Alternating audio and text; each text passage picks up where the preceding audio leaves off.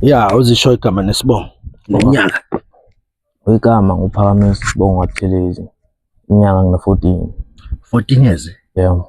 Ungaka? Yebo. Omude. Yebo. Oh, ufuna uqeda ba? 9.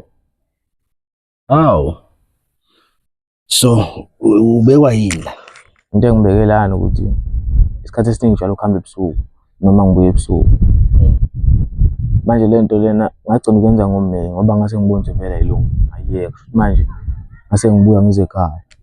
Ngahlala nje isikhathi ngoba khona ubhuti wami ofunda le Varsity Cape Town bese ngijwayele ukuyihlalela naye nje ekhaya ngoba yena wayesebuyele ngoJuni. Manje ukuthi isikhathi esiningi ekhaya ngathini umalume yena umuntu ongahlala kakhulu ekhaya. Manje yena umuntu engikhule esekhaya njengomfana. Manje isikhathi esiningi angazi noma mhlambe ngoba imizwa yami ijwayele ukulalela into ukubona into ayenzayo nami ngiyenze ngabona ukuthi iyabheda. Umama futhi wangikhuza ngaleyo nto ngayiyeka. Manje wenzani phuza utshwala yabhema wathela amantombazane wenzani? Hayi akenzi lutho. Uphethe ubuye ebusuku. Ubuye ebusuku kuphela. Malume. Bakabhema kaphuzu. Yena uthanda ukubukela kuyena. Hayi uthi angazi kuzothi angani nami yini yangiphusha ukuthi ngicine sengibukela kuyena ngoba isikhathi esiningi nje bengizenzela izinto zami. Ngingabuyi futhi ebusuku ngibuye nje kusasa kahle. So uma ubuye ebusuku sukuphi? So ngamela abangani bami. Uyintombi? Hayi lutho. Intombi engaka? Anginayo. Awu. Uzawushaya nje? Hayi lutho. Ivirgin nje indoda? Yebo. Awu, ngiqala ukubona indoda evirgin. Yebo. Saphelele into kaba. Thiwani.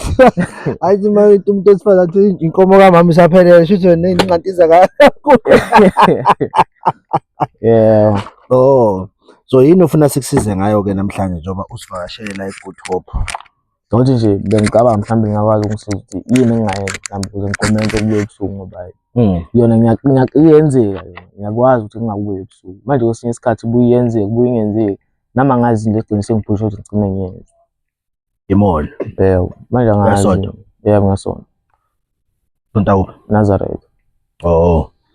Ngicela phela abefundisi abashumayeli bekukhulekele. Yebo. So yini osuyifundile nje kulo 3 days?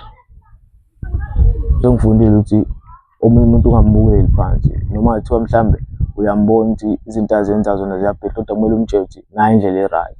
Umkhombise ukuthi kahle kahle siyalingana hayi ngoba nakho mhlawumbe umuntu ngoba emncane bese umthatha ezini ngoba nakho umncane kumele yonke into wena nawe ungayenza uyenzise yena mhlawumbe umbhulishe cha. Wonke umuntu siyalingana and futhi kumele sitreat-ane nge-respect sonke. Uthi umncane umdala kumele ngi-respect ngokufanayo. Iyo nto sengiyifundile le. So uma ecampini kaDisemba uzobuya? Hayi ngingabuya. Noma uzobuya? Ngizobuya. Sho. Yebo. Ngithanda indlela okhuthele ngayo, ukhuthele man. Yebo. Ukusebenza vele ekhaya? Yebo ngijwayele ukusebenza. Oh. So yini ke enye ekuhluphayo ngaphandle kokubuya ebusuku ekuhluphayo nje wena nje? Ayikho ngoba yonke into ngenza right ngahlonipha ngoba ngithuma ngiyathumeka ayikho.